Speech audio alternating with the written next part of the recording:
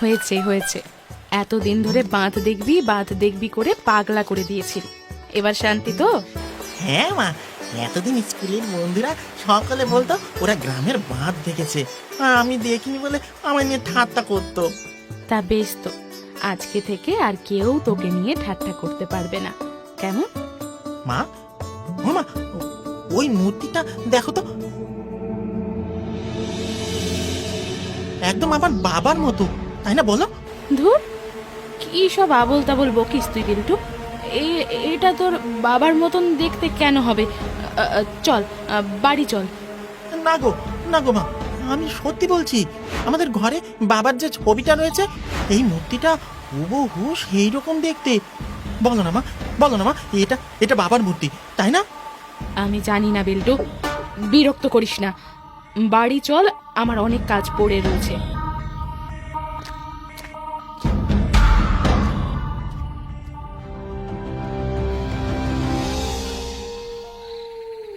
বিল্টু, আয় বিল্টু, নে ভাত বেড়ে দিয়েছি, এবার খেয়ে নে বাবা। আমি কিছুতেই ভাত খাবো না, কিছুতেই না। কিন্তু কেন বাবা, কি হয়েছে বল আমায়। তুমি কেন আমায় মিথ্যে বললে? আমি বাড়ি ফিরে ভালো করে দেখেছি, ওই বাঁধের ধারে যে মূর্তি রয়েছে তাকে দেখতে একদম আমার বাবার মতো। বিল্টু, এক কথা নিয়ে ঘ্যান ঘ্যান কেন করছিস বলতো? তুমি তুমি কেন আমায় সত্যি বলছো না মা? ওই বাঁধের ধারে রাখা মূর্তিটা আমার বাবার, বলো, তাই না বলো? হ্যাঁ হ্যাঁ হ্যাঁ, ওই মূর্তিটা তোর বাবার, তোর বাবার মূর্তি ওটা, এবার শুনেছিস? কি কি মজা, কি মজা, বাঁধের ধারে আমার বাবার মূর্তি আছে, কি মজা, কি মজা। এই ছোট্ট ছেলেটাকে কি বলবো আর কি বোঝাবো। যাক, ও যদি এতেই আনন্দে থাকে বাঁধের তাই ধারে আমার থাক। বাবার মূর্তি আছে, কি মজা, কি মজা। পরদিন সকাল সকাল খুব আনন্দে সে স্কুলে চলে গেল। যখন ফিরল তখন চোখ জলে ভেজা, মুখ বিষণ্ণ। বিল্টু বাড়ি ফিরতেই শ্যামা বলল, বিল্টু, কি হয়েছে বাবা, তুই কাঁদছিস কেন? যাব না, আমি আর কখনো স্কুলে যাব না, কখনো না। ওরা ওরা সবাই পচা, বাজে। ও মা, ও কি কথা বিল্টু, কি হয়েছে বল না। কি হয়েছে বল তো আমায়। স্কুলের ছেলেরা ওরা খুব বাজে মা, খুব বাজে। ওদেরকে আমি বলেছিলাম আমার বাবার মূর্তি বাঁধের ধারে রয়েছে, ওরা ওরা কি বললো জানো? কি বলেছে বিল্টু? ওরা বললো বাঁধের ধারে যার মূর্তি আছে সে একটা চোর। আমার আমার বাবা কি চোর ছিল? তুমি তুমি বলো। ওরে শ্যামা, ছেলে যে সব জেনে গেল, কি বলবি এবার ওকে? কি বলবো মানে, যেটা সত্যি সেটাই বলবো ওকে। ওর বাবা যে গ্রামের জন্য কতটা মহান কাজ করেছে সে কথাই বলবো ওকে। কিন্তু তরুণদা যে চোর ছিল সে কথা তো অস্বীকার করতে পারবি না। যেই মানুষটা গ্রামের লোকের জন্য সর্বস্ব দিয়ে দিল, তোমরা তাকেই ছোট বড় কথা বলছো? তা বেশ, আমার ছেলেও সত্যিটা জানবে, ওর বাবার অবদানের কথা জানবে। কি অবদান মা? বাবা বাবা কি করেছিল? যখন তোর বাবার সাথে বিয়ে করে আসি তখন আমার অনেক কম বয়স।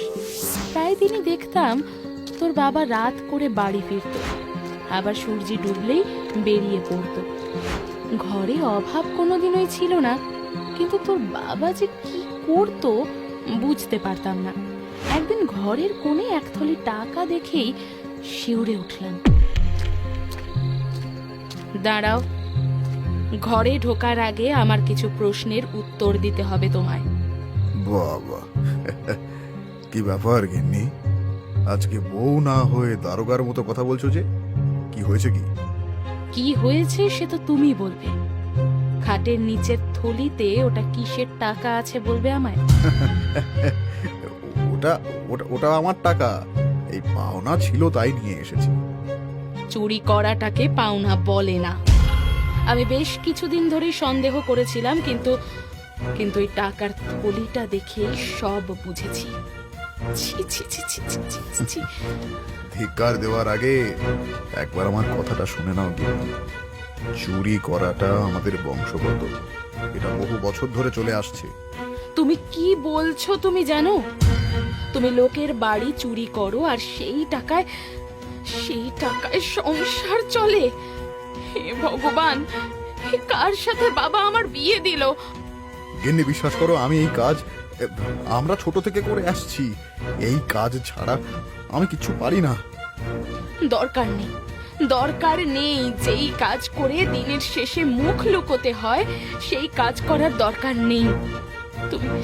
তুমি কথা দাও, আমায় কথা দাও, আর চুরি করবে না। কিন্তু গিন্নি, আমি তাহলে কি করে সংসার চালাবো? আমরা খাবো কি? মাটি কাটবে, দিন মজুরি করবে, দরকার হলে আমরা দুজনে ভিক্ষে করব, কিন্তু তুমি আর চুরি করবে না। কিন্তু গিন্নি, আমি যে তোমায় ভালো রাখতে চাই, সুখে রাখতে চাই, সেটা কি করে হবে? সব হবে। শোনো গো, তুমি যেভাবে রাখবে আমি সেভাবেই থাকবো। শুধু কথা দাও, তুমি আর এই কাজ করবে না, কোনোদিনও করবে না। বেশ, কথা দিলাম, আমি আর কখনো চুরি করব না।